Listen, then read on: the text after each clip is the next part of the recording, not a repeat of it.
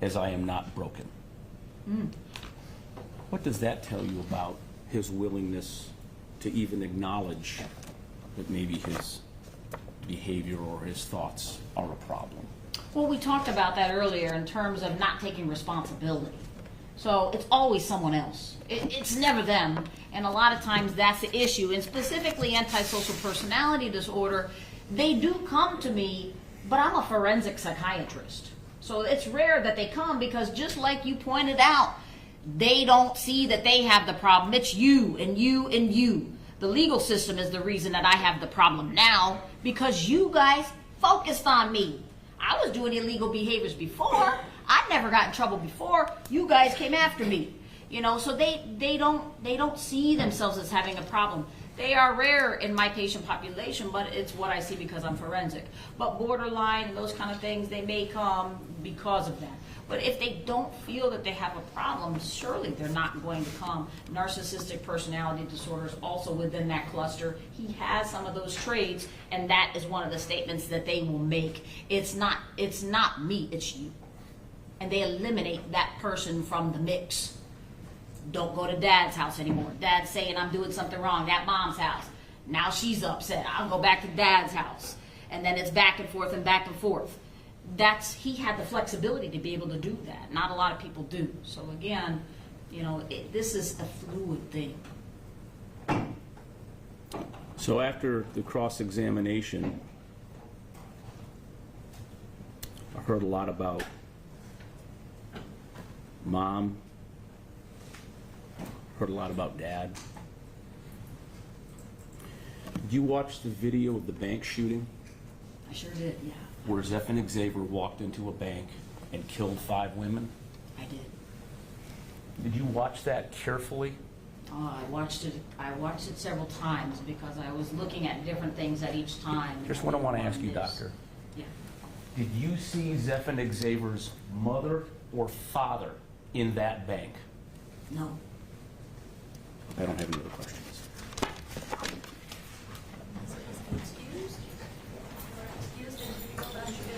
Thank you, Judge.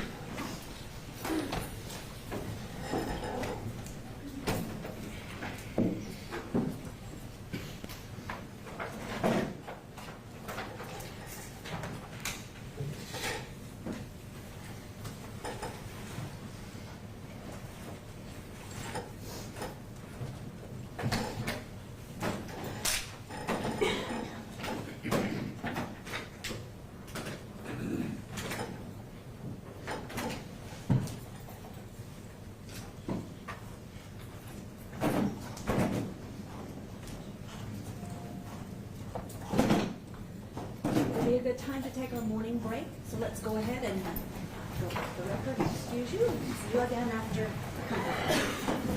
All rise for the exit of the jury.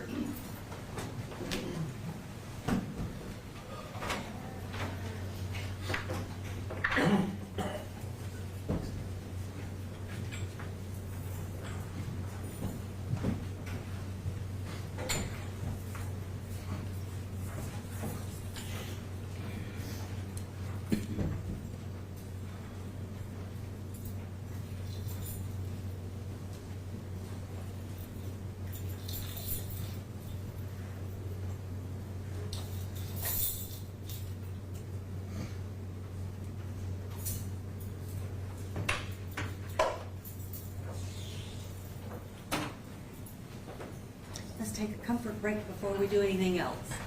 Thank you.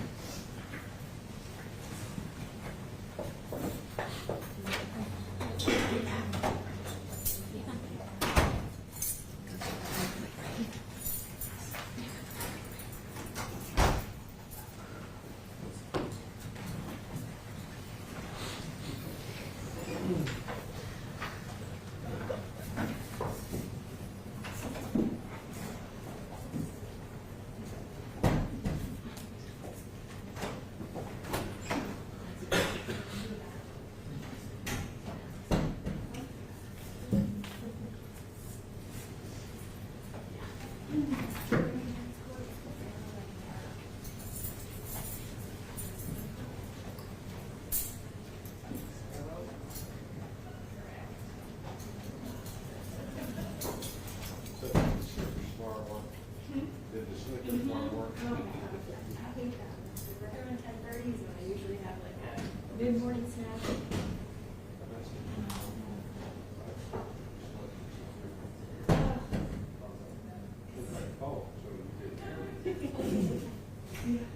I know. It's like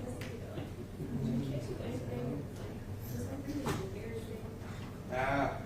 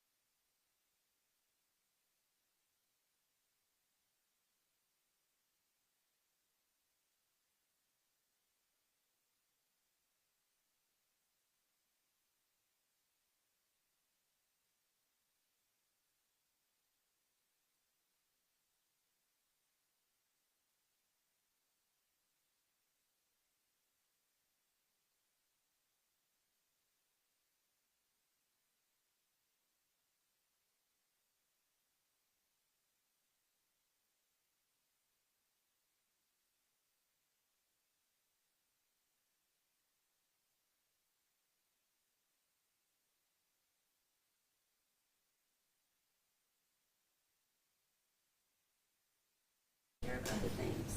Okay, great. Yes. Let's bring out Mr. Zaber, please.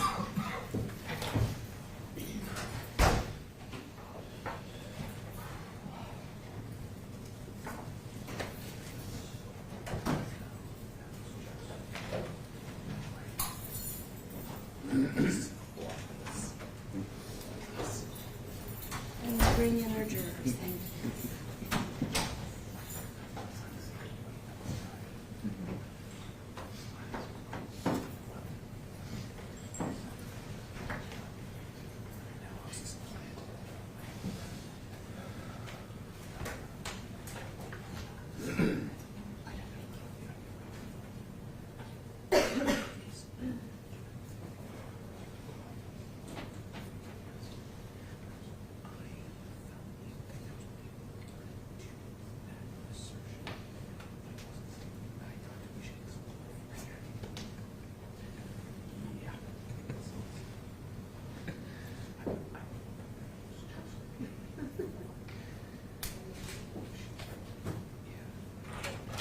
All rise for the instance of the jury.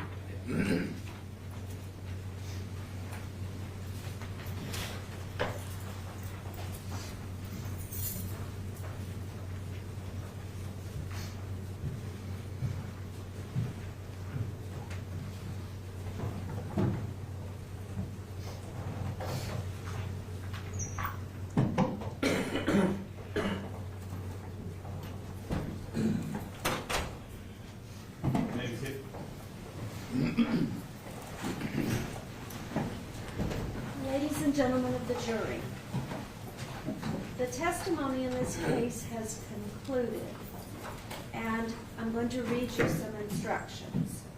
Tomorrow morning at 9 o'clock, we will begin again, so you will be leaving now to go about the rest of your day.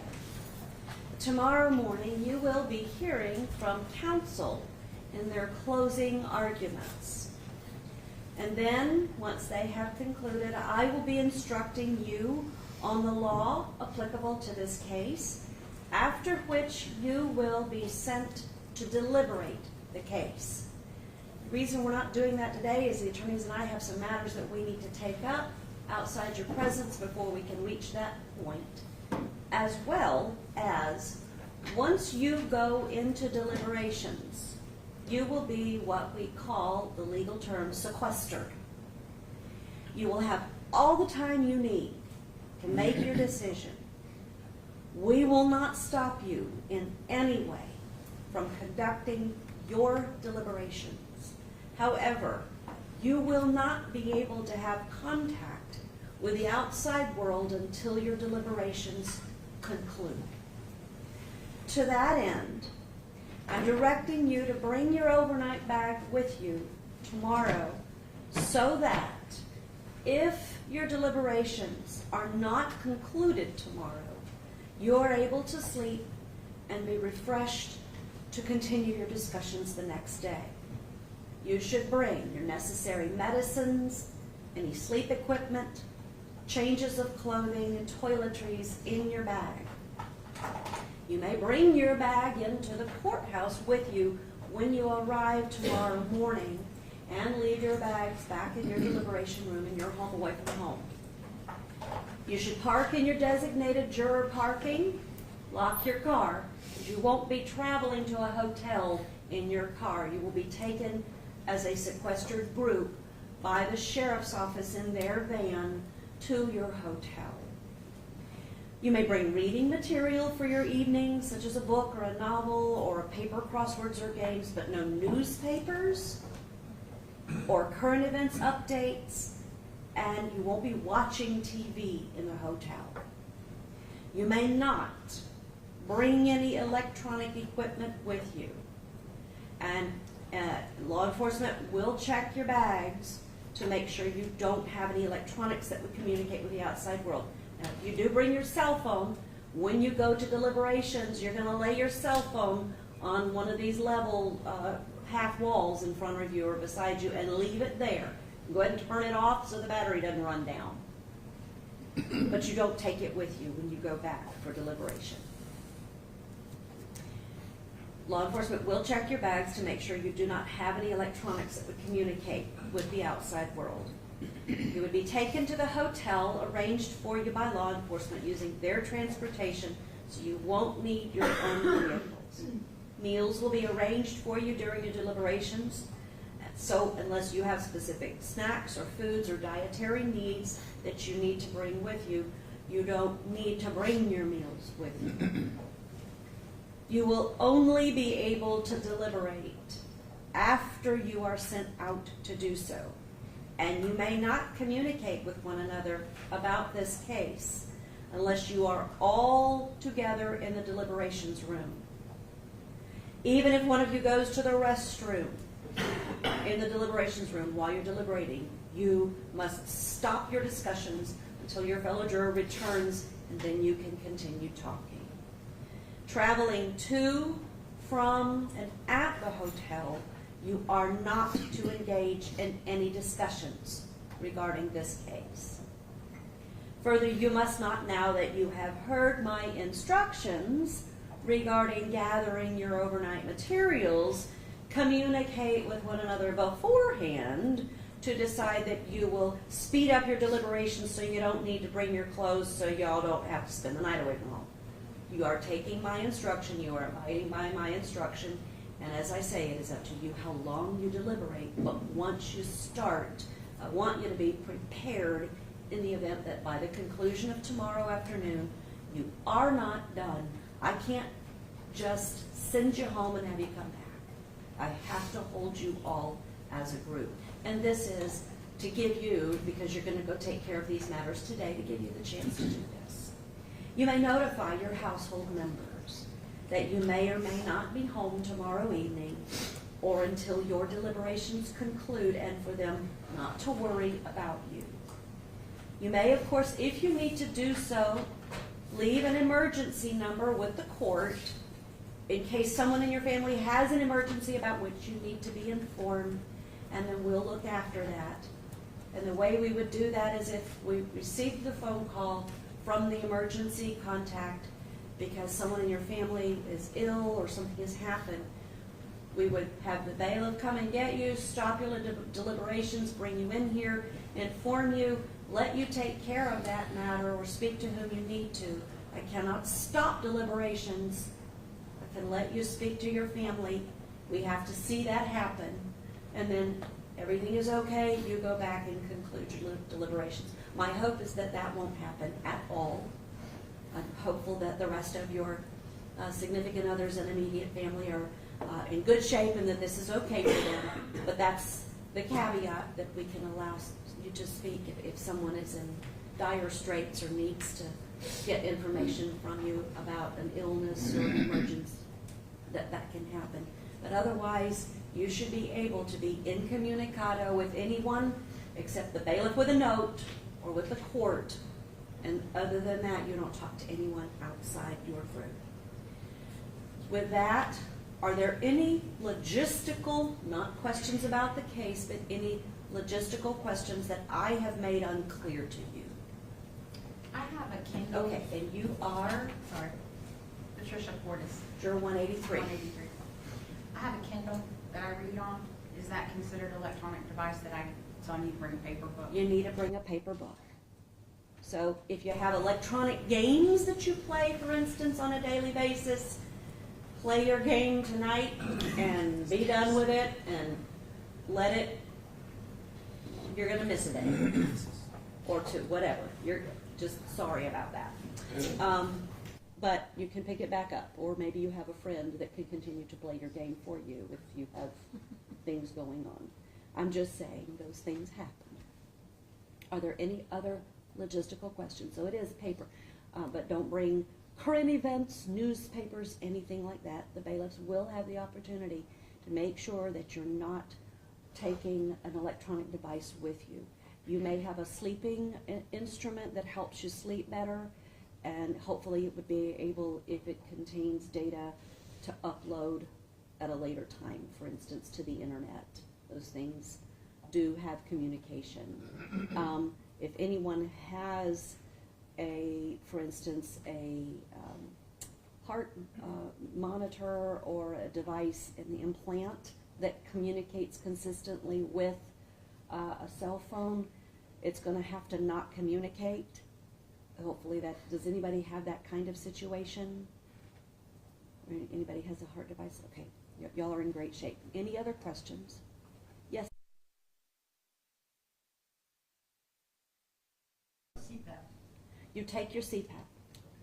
You plug it in, and as I'm saying though, if it uploads data to the internet, it will just have to not upload it, or maybe it uploads it automatically, but you can have it upload after you're done and you go back home and deal with that. But you can absolutely, and that's why I say bring your sleeping equipment, your CPAP or other instrument that helps you to sleep through the night. Bring your favorite pillow if you need to. Any other questions? Yes? Assume that if it's something you can't take on an airplane, that you can't bring it here. I mean, That's a pretty reasonable assumption, correct. But there's some things you can take on an airplane that you can't take here, such as your cell phone or your computer.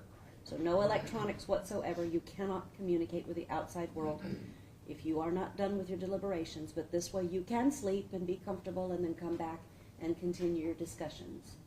Does that make sense? Any other questions? With that, you are excused, of course, to go about your business for the day with the usual instruction not to communicate with anyone about the case, do not watch the news, read the newspaper, listen to the radio, or allow anyone to communicate with you. And we will see you tomorrow morning at 9 o'clock. All rise for the next of the jury. Please place your notepads on your seats.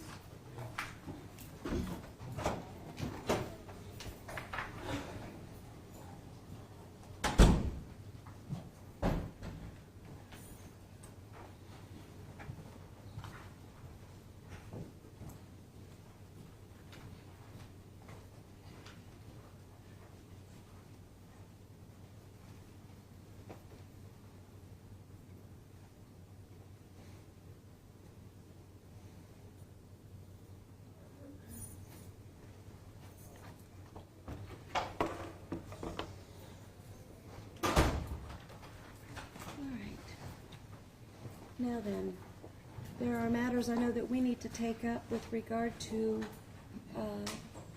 another review of the jury instructions, another review of the verdict form.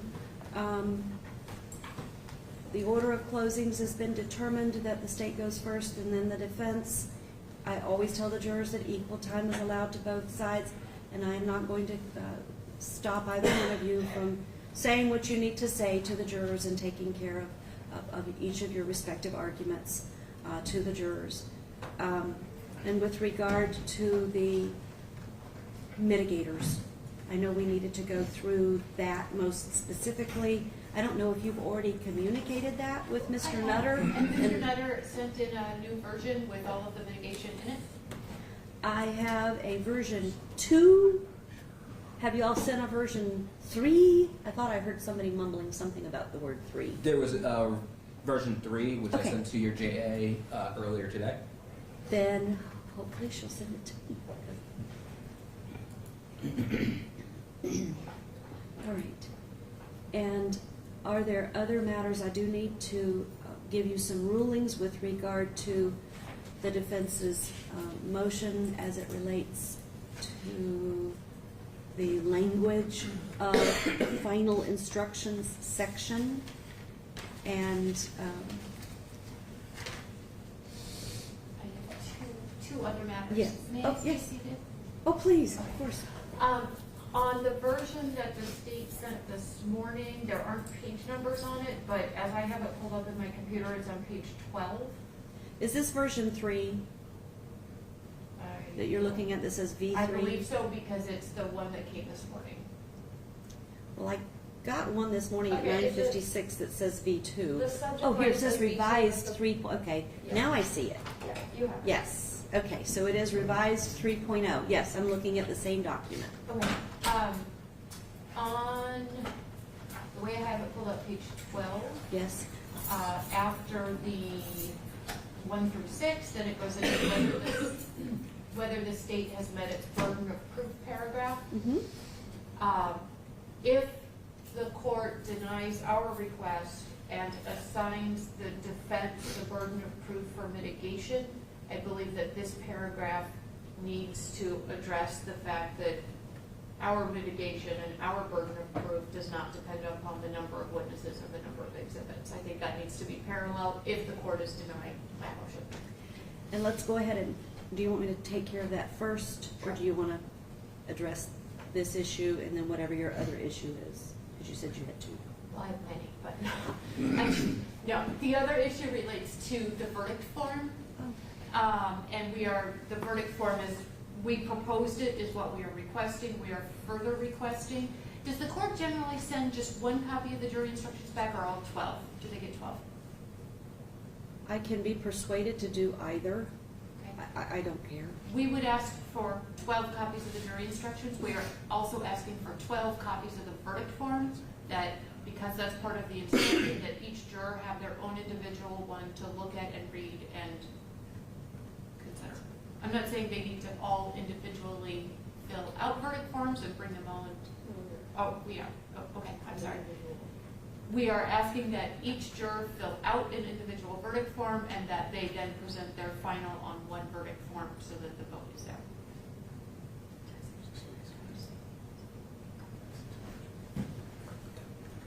Your Honor, I don't like the idea of multiple verdict forms floating around. Generally, we would send one verdict form back for the jury. As far as multiple copies of the instructions, that is not objectionable to the state. Oftentimes, well, it's within the discretion of the court how many instructions get sent back, but I think that it's helpful that each juror have a copy of the instructions, but there's no reason to send back multiple verdict forms and have multiple verdict forms floating around. I think that can lead to confusion and chaos in the There jury will be deliberation room. 12 copies of the jury instructions. There will be one verdict form because it becomes an official document in the court record. The polling question is the way the court will use to ask each individual juror, once the verdict form has been read, if that is in fact each one of their decisions. Okay, so that's resolved. And with regard to the motion as it relates to the final instructions, I have not gotten you a written order on that, but a preliminary oral ruling so that we can proceed is that the court will decline to introduce the additional suggestions from defense and will, for the reasons outlined in the order on the preliminary instructions, use the instructions as presented by consider the standard instructions, and will use the draft final penalty phase instructions as shown, 3.0, a revised version that we've been looking at. What is the state's position with regard to the suggestion by the defense?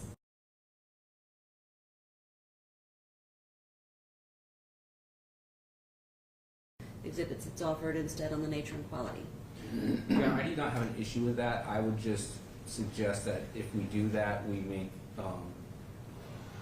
the language a little bit more specific, so it would read whether the state has met its burden of proof as to the existence of any aggravating factor does not depend on the number of witnesses it is called or upon the number of exhibits it is offered, but instead upon the nature and quality of the evidence presented. Next paragraph, whether the defense has met its burden of proof as to the existence of any mitigating circumstance, comma, does not. So it's specific to what each side's burden is. Obviously, the defense does not have the burden to disprove the existence of an aggravating circumstance. So I just want to make sure that it's clear on the record and in the jury instruction what the burdens, respective burdens are. What says defense to those suggested two separate paragraphs? Okay. Can you make that correction for us, or that modification for us, Mr. Nutter? Yes. Thank you. I'm asking you to be our scrivener with regard to that. Thank you, since you've done this. No problem. I do have one small correction that doesn't go back to the jury. but on the very, not the very first page, which is the title page, but the closing argument page, Yes. where it says the state will give its closing argument first, there's not an apostrophe. It's just, it's without an apostrophe. It's the Okay. grammarian in me coming out. You are correct. Thank I will change you. that. Thank you. Next, please. I'm sorry, that was one thing that I had to Could we say. look at the,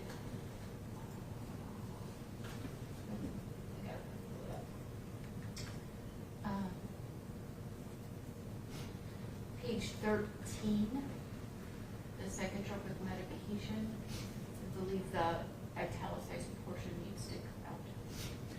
Your Honor, that's something that the state would like to address. I have included it in the instructions because it is requested by the defense. The state's position is that does not necessarily apply to this case.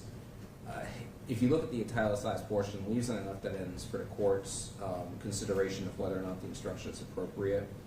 This instruction arises from the Florida Rules of Criminal Procedure 3.215, effective adjudication and competency to proceed psychotropic medications.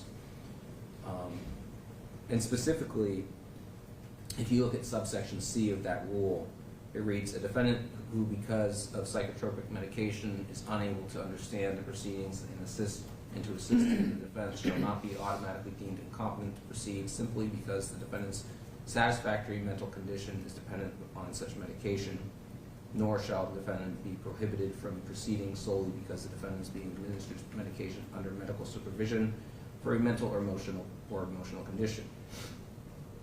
Subparagraph 1, psychotropic medication is any drug or compound affecting the mind, behavior, intellectual functions, perception, moods, or emotion that includes antipsychotic, antidepressant, anti-manic, and anti-anxiety drugs.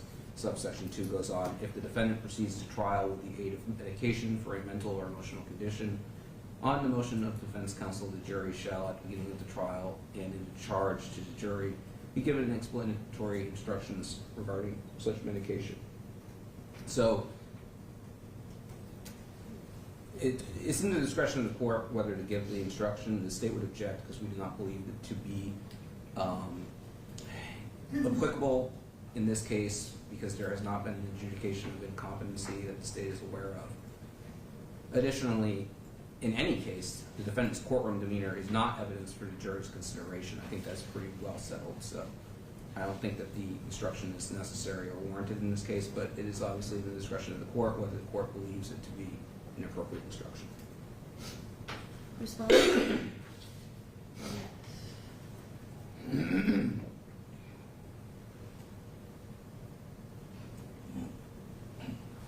I don't think that the rule subsection B, it does not say that this instruction should only be given if the defendant has previously been adjudicated incompetent. It doesn't appear anywhere in the rule of criminal procedure. There's no requirement that that happen in order for the jury to be told about the effect of the psychotropic medication. In this case, Mr. Xavier has been taking psychotropic medication since November of 2019, so a very lengthy period of time. And the fact that there has not been at any point in this case a suggestion of incompetency filed may well be as a result of the fact that he is on psychotropic medication.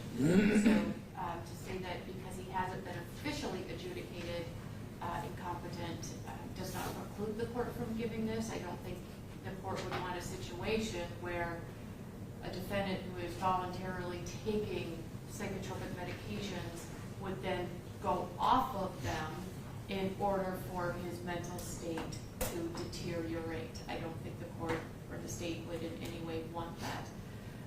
The fact that he's been on them has been a positive. It has been important for us to proceed in this case and to be able to have the interactions with him that we do. I think it's appropriate. The jury has heard testimony that Mr. Xavier is on these medications and what those medications are for. The state may certainly argue that he's on them for reasons other than because he has a psychotic disorder. That's certainly their ability to argue. But the fact is, and this jury knows, that Mr. Xavier is on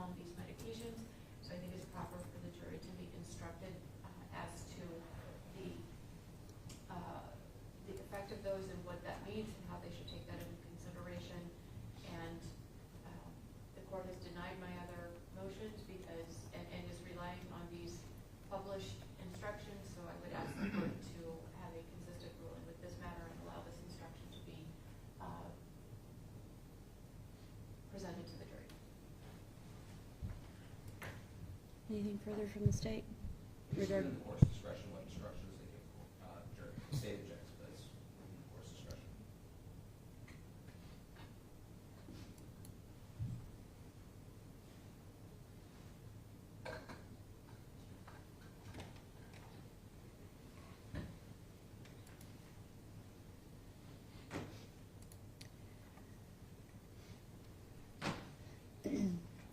With regard to the instruction,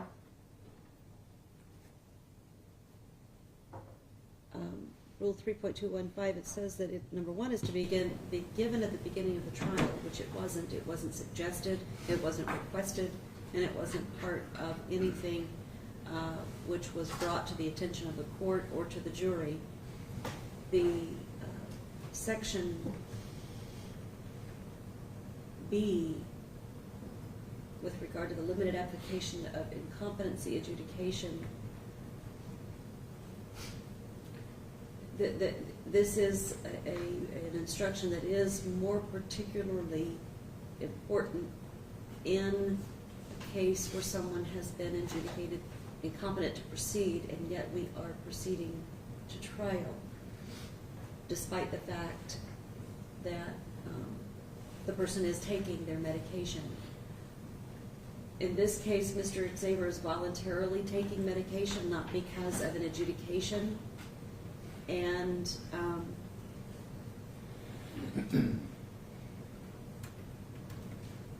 the last paragraph does give the court some concern that his condition in court or apparent side effect that you may have observed, the jury is not permitted to even consider how Mr. Xavier has behaved in court. And there hasn't been anything in any event that the court has noted in Mr. Xavier's behavior during the entirety of this almost 6 weeks of coming to court that would even cause the jury's attention to be drawn to his behavior just because he's sat quietly, he's observed all courtroom decorum, he's done exactly what the court would have expected of someone sitting in trial. And I'm not sure that, I mean, this is within the discretion of the court, and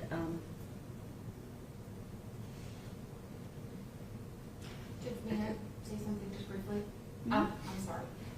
The introductory paragraph there, the italicized portion, does say at the beginning of the trial and in the charge to the jury, so it doesn't have to be both. It can just be in the final charge to the jury. And unless Mr. Xavier has taken the witness stand and become the witness in the case, the jury is not to consider his demeanor. exactly. And I'm afraid that this might draw their attention to go back and think about any demeanor he may have exhibited, which I didn't think he had. And I'm afraid of even drawing the jury's attention to the fact that they should not consider it. I'm afraid it's just like saying, see that red thing on the wall? Don't look at that. And if I tell them, you shall not allow the defendant's present condition in court or any apparent side effect from the medication that you may have observed to affect your deliberations, that's going to cause them to cast in their mind, I wonder if when he was looking that direction, that was because of the medication. Frankly, I think it just draws attention to Mr. Xavier that's unnecessary. And there hasn't been an incompetence and a finding. And so I would prefer, for his sake, to just walk right past it and not even give it and not even have the jury thinking in that regard. I understand what the court is saying.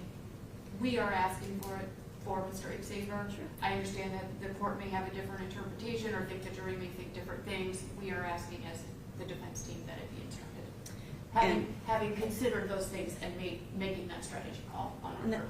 And that's fine, but I am within the court's discretion going to decline to include this psychotropic medication. It certainly is something that you could mention in closing argument, but to put it in the instructions, I think would draw unnecessary attention to Mr. Xavier throughout this process. And that is why I am declining to do it, in any event. What else?